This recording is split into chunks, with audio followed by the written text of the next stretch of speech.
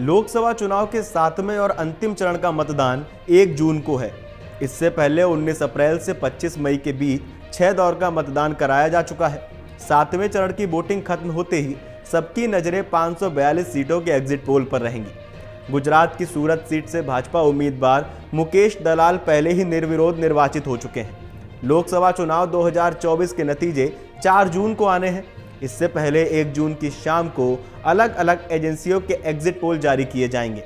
इन पोल के जरिए बताने की कोशिश होगी कि देश में कौन सी पार्टी सरकार बना सकती है या कितनी सीटें जीत सकती है। लोकसभा चुनाव 2019 के अधिकतर एग्जिट पोल ने भाजपा को सत्ता में आते हुए दिखाया था।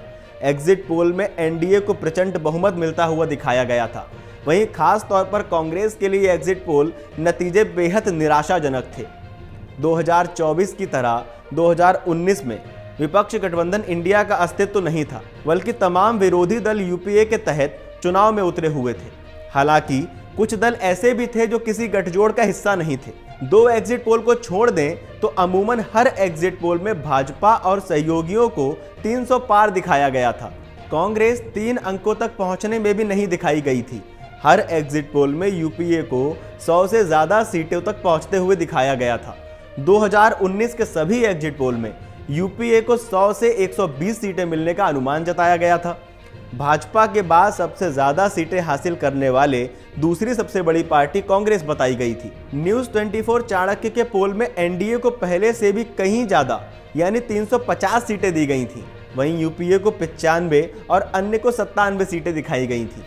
न्यूज 18 इप्सॉस के पोल में एनडीए को 336 सीटें दिखाई गई थी। वहीं यूपीए को 82 और अन्य को 124 सीटें दी गई थी। टाइम्स नाउ बीएमआर की बात करें तो एनडीए को 306, यूपीए को 132 और अन्य को 104 सीटें दी गई थी।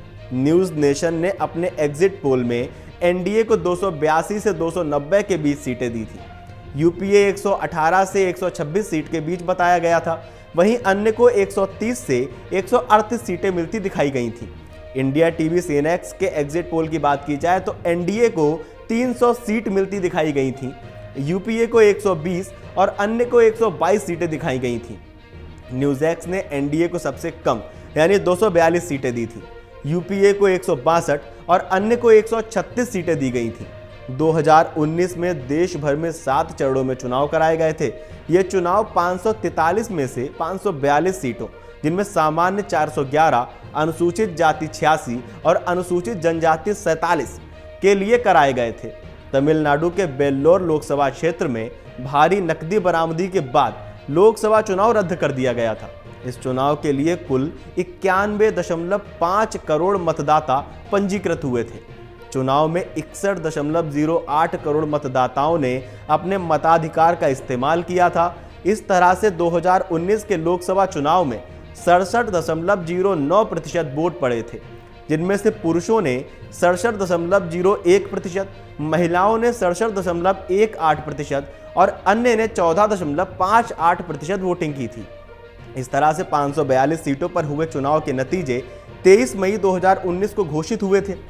एग्जिट पोल के अनुमान करीब करीब सही हुए और भारतीय जनता पार्टी लगातार दूसरी बार खुद के दम पर सत्ता में आई। भाजपा ने सबसे ज्यादा 303 सीटें जीती।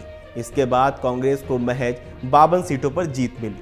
इसके अलावा तृणमूल कांग्रेस की बात की जाए तो 22 सांसद, बसपा के 10, भाकपा के 2, माकपा के 3 और एनसीपी के 5 सांसद जीते थे। चुनाव नतीजों के बाद भाजपा के नेतृत्व वाली एनडीए सरकार बनी, जिसके प्रधानमंत्री नरेंद्र मोदी बने। 30 मई 2019 को वाराणसी सांसद नरेंद्र मोदी ने प्रधानमंत्री पद की शपथ ली थी।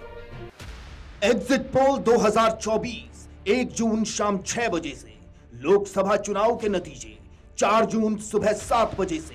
देखिए चुनाव नतीजों से जुड़ी हर खबर सबसे पहले, सबसे सटीक, केवल अमर उजाला पर, amarujala.com।